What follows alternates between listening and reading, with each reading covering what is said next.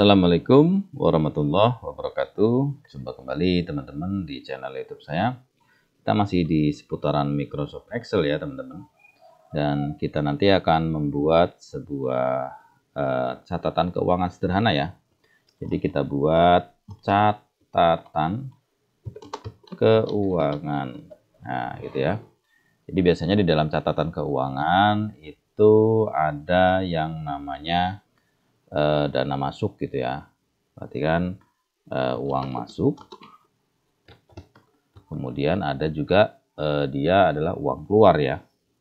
Ada dana masuk, kemudian ada dana keluar. Berarti uang keluar. Seperti ini. Nah, setelah itu biasanya ada saldo akhir ya. Saldo akhir. Nah, jadi di sini saldonya tinggal berapa gitu. Ini saya pepetin dulu teman-teman. Ini saya hapus kolomnya. Gitu. Nah, berarti di sini ada rincian ya di bawahnya. Berarti ada rincian. Rincian terkait dengan kegiatannya ya. Berarti biasanya ada nomor, kemudian tanggal ya. Ada tanggal, kemudian jenis. Jenisnya ini adalah uang masuk atau uang keluar.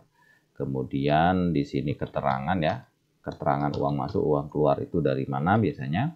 Kemudian di sini ada saldo ya, saldo atau ini ya, atau nominal gitu aja lah ya, jangan saldo, nominal. Nah, ya kan? Nah di sini biasanya nomor 1 misal ya tanggal 2 Agustus atau 2 Juli biasanya, 2 Juli 2025 misalnya ya. Nah jenisnya ini berarti 2 Juli 2005. Ini jenisnya misalnya uang masuk ya. Uang masuk, keterangannya misalnya ini ya, apa? Sodakoh ya. Sodakoh atau sumbangan lah ya. Sumbangan misalnya Pak RT gitu ya. Misalnya sumbangan PRT, ini kolomnya dibesarin. Kemudian nominalnya misalnya 3 juta. Ya, 3 juta berarti nolnya ada 6 ya, seperti ini. Nah, ini kita kasih pemisah biar enak bacanya ya. Nolnya kita kurangin. Nah, 3 juta seperti ini. Nah, kan biasanya seperti ini ya. Nah, nanti kita tinggal merapi-rapikan. Nah, ini berarti judulnya kita tengahkan, misalnya seperti ini. Teman-teman ya, terus kemudian kasih warna ya. Nah, dikasih warna seperti ini, misalnya biru ya, kita pilih, kemudian kita rubah jadi Arial black biar dia hitam besar ya, seperti ini. Terus kemudian uang masuk, uang keluar ya. Nah, ini misalnya nanti uang masuknya kita taruh di sini ya, saldo akhirnya nanti kita letakkan di sini bisa gitu. Nah, berarti ini tinggal kita buat fungsinya teman-teman. Nah, fungsinya kita menggunakan SUMIF ya. SUMIF seperti ini, buka kurung, kemudian di jenis ini kita blok sampai ke bawah ya. Nah, sepanjang mungkin sesuai dengan kebutuhan. Ya kan? Terus kemudian koma ya. Setelah koma kita klik di sini jenisnya uang masuk ya. Kita klik di sini, kemudian koma. Berarti di sini nominal ya. Nominal kita blok sesuai dengan kebutuhan teman-teman. Semakin panjang ke bawah semakin bagus ya. Nah, terus kemudian setelah itu kita tutup, kemudian kita enter. Maka di sini masuk sesuai dengan nominal yang masuk ya. 3 juta gitu ya. Ini tinggal kita rubah bentuknya ya. Biar kita enak ininya bacanya 3 juta seperti ini. Uang keluar juga sama teman-teman. Jadi menggunakan SUMIF ya. SUMIF, kemudian buka kurung, kita blok di jenis ini ya, sampai ke bawah sesuai kebutuhan.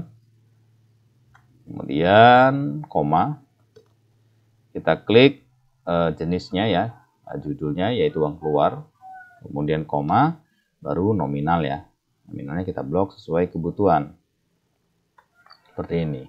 Kenapa manjang ke bawah? Karena agar saat kita mengentry keterangan lain, dia secara otomatis sudah terikat dengan fungsi ya, atau terikat dengan rumus yang kita buat gitu. Nah setelah itu kita tutup kurung, enter seperti ini. Dia kosong karena belum masuk ya. Misalnya kalau di sini langsung uang keluar, misalnya uang keluar, maka yang akan masuk nominalnya di uang keluar ya, kita enter. Nah, maka ada uang keluar di sini yang akan masuk. Tapi kalau uang masuk akan masuk di sini ya.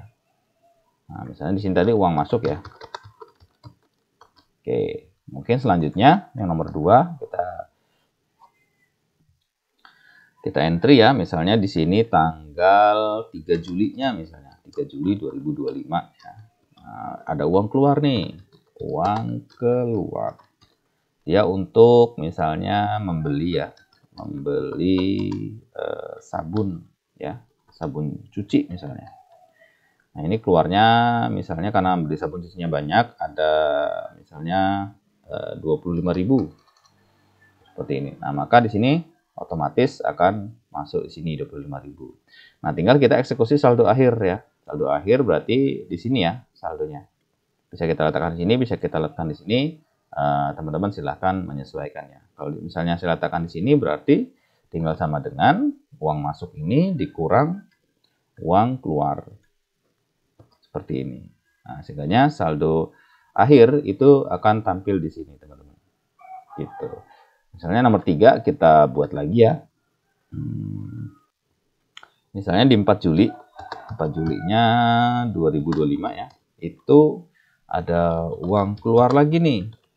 Uang keluar misalnya untuk membeli lampu ya. Misalnya membeli lampu itu harganya misalnya 45.000.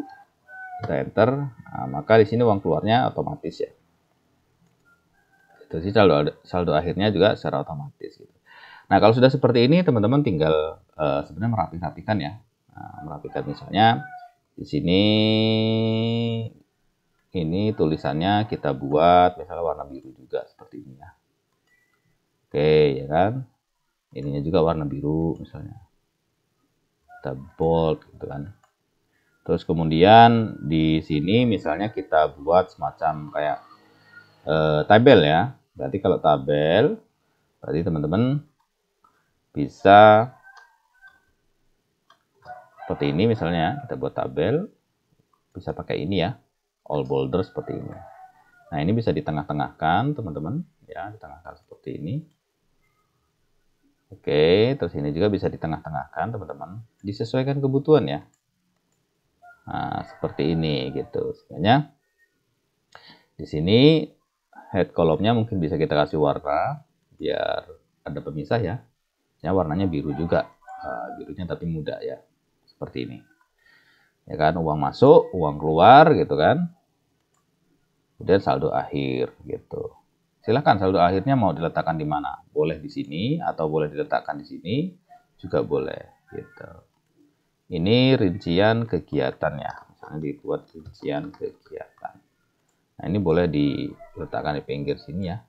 Nah, seperti ini. Kalau misalnya kerapatan boleh direnggangkan seperti ini, teman-teman. Nah, ini tinggal didesain-desain saja sesuai dengan kebutuhan ya.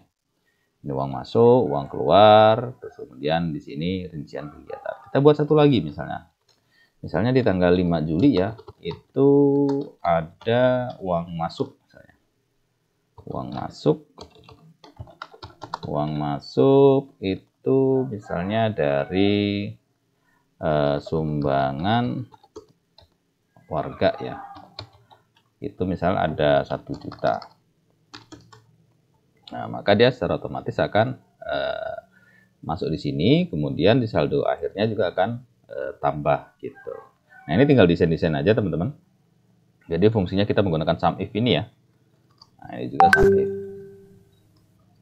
Nah, seperti itu. Nah, demikian teman-teman ya cara membuat catatan keuangan secara sederhana dan mudah.